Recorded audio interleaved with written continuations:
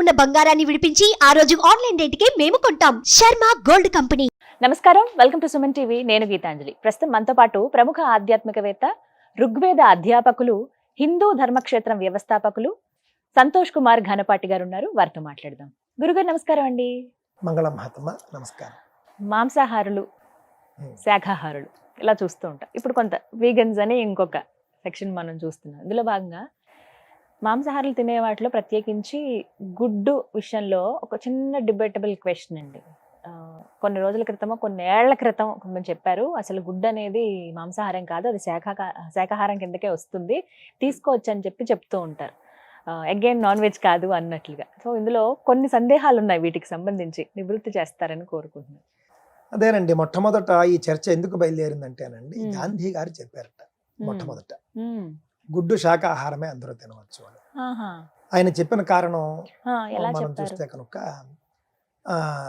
గుడ్డులో అనేక పోషకాలు ఉంటాయి, మన వాళ్ళు అది మాంసాహారం అని చెప్పి ముట్టుకోవటం లేదు, అందువల్ల మన వాళ్ళల్లో పోషకాల లోపం వస్తుంది, కావున అది శాఖాహారం అందరూ తినండి అని చెప్పడం ద్వారా పోషకాలు అందరికీ ఉండాలి అనే గొప్ప ఆలోచనతో ఆయన చెప్పారు. అయితే మనం ఇక్కడ విషయం ఏమిటి అని చూస్తే, ఆయన గుడ్డులో జీవం ఉండదు కదా అని చెప్పారని, అలాగే బాయిలర్ గుడ్లు ఏవైతే ఉన్నాయో మనం ఇప్పుడు ఫ్యాక్టరీల్లో కోళ్ల ఫారంలలో తయారు చేసేటటువంటి గుడ్లు, ఆ గుడ్డును తినకపోతే ఆ గుడ్డు నుండి జీవం రాదుట బయటికి. కోడి కన్న గుడ్డు అనుకోండి, కోడి పెట్టినటువంటి గుడ్డు అయితే ఆ గుడ్డు నుండి బిడ్డ బయటకు వస్తుంది, అది తినేస్తే రాబోయే బిడ్డను మనం చంపినట్టు. కానీ బాయిలర్ అనే అంటారు, బాయిలర్లలో తయారు చేసేటటువంటి గుడ్లు ఏవైతే ఉంటాయో అది తినకపోతే పాడైపోతుంది తప్ప దాని నుండి జీవం రావడం అనేది ఉండదు, కావున అది శాకాహారము అనేది లాజిక్ వాళ్ళు చెబుతూ ఉన్నది. మనమేమి కాదనలేం, వాళ్ళ లాజిక్ బాగానే ఉంది. కానీ ఏది ఏమైనప్పటికీ కూడానండి, మీకు ఇంకో మాట చెప్తాను, కొన్ని తినకూడనటువంటి పదార్థాలను కొన్ని ఉంటాయి. ఇక్కడ శాకాహారమా మాంసాహారమా? మాంసాహారం ఏమి హిందువులందరికీ నిషేధం కాదు. హిందువుల్లో వంశపారంపర్యంగా వర్ణాన్ని బట్టి కులాన్ని బట్టి వాళ్ళ కులంలోనో వంశంలోనో వర్ణంలోనో మాంసాహారం ఉంటే కనుక చక్కగా వాళ్ళు తీసుకోవచ్చు. శాకాహారులు ఎవరైతే ఉంటారో వాళ్ళ కులాన్ని బట్టి వంశాన్ని బట్టి వాళ్ళు శాకాహారులు అయితే శాకాహారమే వాళ్ళు కంటిన్యూ చేస్తారు. ఇక్కడ సమస్య ఎలా ఏమిటంటే, శాకాహారం అనుకుని శాకాహారులు గుడ్డు తినాలి అని ప్రోత్సహించడం, శాకాహారులు గుడ్డు తినేయచ్చని చెప్పడం, ఇది సమస్య. నిజానికి శాకాహారమా మాంసాహారమా అనే చర్చ అండి పూర్వకాలంలో లేదండి. ఏది తినాలి ఏది తినకూడదనే చర్చే అంతే. ఇప్పుడు శాకాహారం అనే పదం ఏదైతే ఉందో, కొంతమంది ఒత్తు పలుకుతారు, శాకాహారం అంటారు, తప్పు. ఒత్తు లేకుండా శాకం అంటే కూర, కావున శాకాహారం అంటే చెట్ల సంబంధం. ఆ విధంగా మనం చూసినప్పుడు తినవలసినవి తినకూడనివి అని చెప్పినప్పుడు, కోడి సంబంధమైనవి కొన్ని వర్గాల వాళ్ళు తినకూడదని, కొన్ని వర్గాల వాళ్ళు అవి తినొచ్చు అని చెప్పడం జరిగిందండి. ఆ విధంగా చెప్పేటటువంటి వాటిలో కోడి సంబంధమైనవి కూడా నియమాలు పాటించే వాళ్ళు తినకూడదని నేరుగా చెప్పేశారు. ఇంకా అక్కడ గుడ్డు శాకాహారమా మాంసాహారం చర్చ ఉంది చెప్పండి. ఇంకొకటి అయితే పుట్టగొడుగుల విషయం కూడా చాలా మంది, అంటే నాన్ వెజ్ తినని వాళ్ళు ఎవరైతే ఉంటారో వాళ్ళు పుట్టగొడుగులు అంటే ఓన్లీ వెజిటేరియన్స్ అండి, పుట్టగొడుగులు కూడా తీసుకోరు, ఎందుకంటే అది నాన్ వెజ్ అని చెప్తారు. నిజమా? మీకు రహస్యం ఒకటి చెప్తాను, ఇది కొంచెం అందరికీ హాస్యాస్పదంగా కూడా ఉంటుంది. మాంసాహారం కంటే కూడా పుట్టగొడుగు ప్రమాదకరమైనది శాస్త్ర ప్రకారం. ఎందుకని?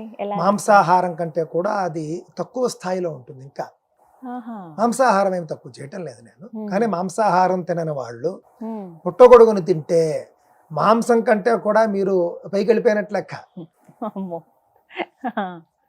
ఎందుకు ఈ మాట చెబుతున్నాను అని అంటేనండి, పుట్టగొడుగులు పెరిగేటటువంటి ప్రదేశం చూడండి.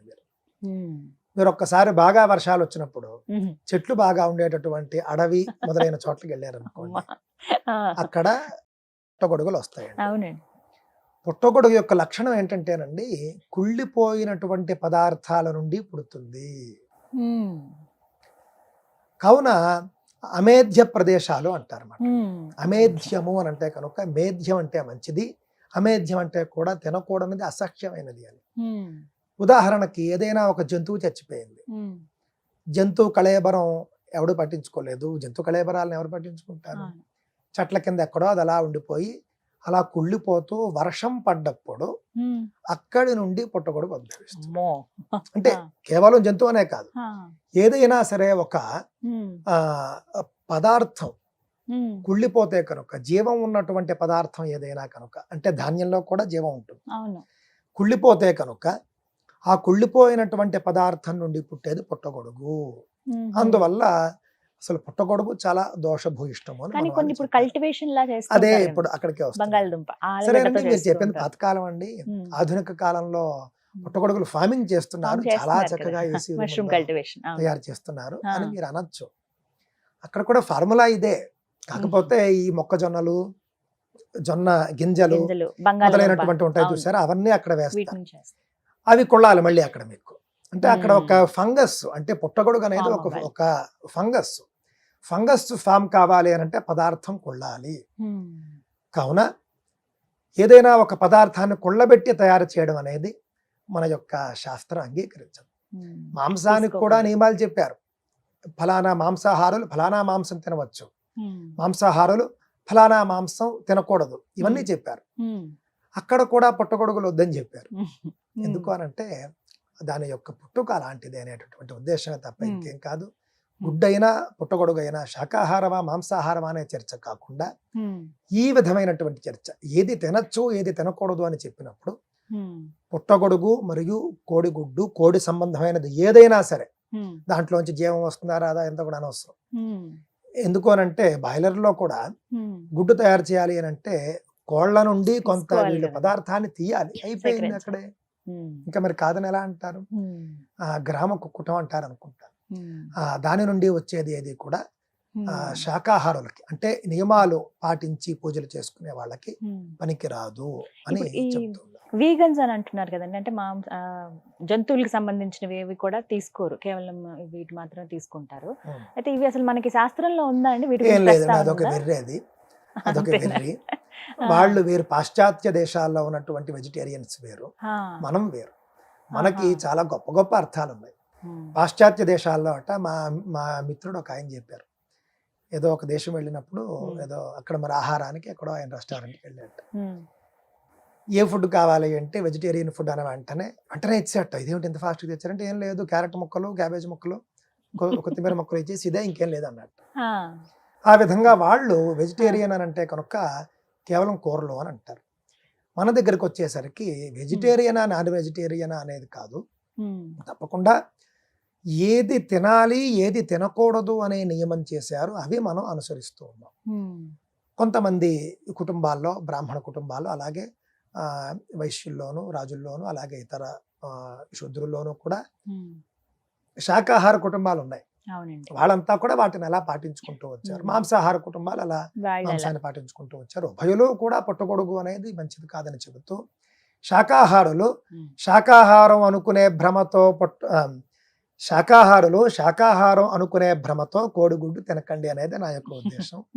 అదే విధంగా పుట్టగొడుగు శాకాహారం అనుకోవడము, మాంసాహారం అనో లేకపోతే ఇంకొకటనో తినడము, అసలు దాని యొక్క పుట్టుకు తెలుసుకోండి అయ్యా అని మాత్రమే నా యొక్క ఉద్దేశం అండి. కుళ్ళబెట్టిన పదార్థాలు తినకూడదు అనే నియమం నుండి పుట్టగొడుగు తినకూడదు అనే నియమం వచ్చింది. కుళ్ళబెట్టినటువంటి పదార్థాలు ఎవరు తినకూడదు? ముఖ్యంగా వేదాధ్యయనం చేసేవాళ్ళు, నియమనిష్టలతో ఉండేవారు, వీళ్ళంతా కూడా కుళ్ళబెట్టిన పదార్థాలు తీసుకోకూడదు. అందులో భాగంగానే మనం ఈ యొక్క పుట్టగొడుగులు, ఛత్రాకం అంటారు మనకి సంస్కృతంలో, అది తినకూడదని చెప్పడం జరిగింది. దానికి ప్రాయశ్చిత్తాలు కూడా ఉంటాయండి.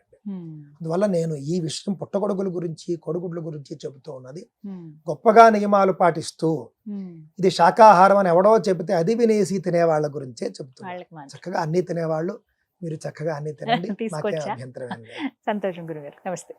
నమస్తే అండి. మంగళం.